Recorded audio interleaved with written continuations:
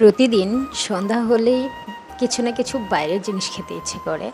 তো আজকে হচ্ছে আমি খুব সিম্পল পদ্ধতিতে এবং খুব সহজভাবে হচ্ছে নুডলস রান্না করব আমার হাজব্যান্ডের জন্য। তো এই তো প্রথমেই হচ্ছে নুডলসগুলোকে খুব ভালো করে সেদ্ধ করে হচ্ছে ছেঁকে নিলাম।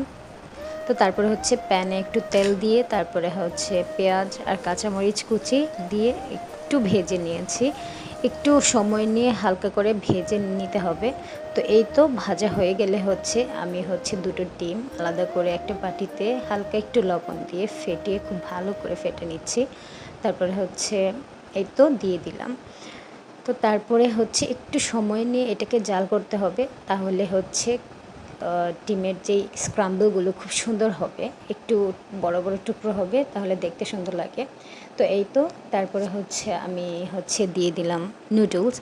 তারপর এটা নিয়ে খুব সময় নিয়ে আলতো হাতে হচ্ছে একটু ভালো মতন মিক্স করে নিব।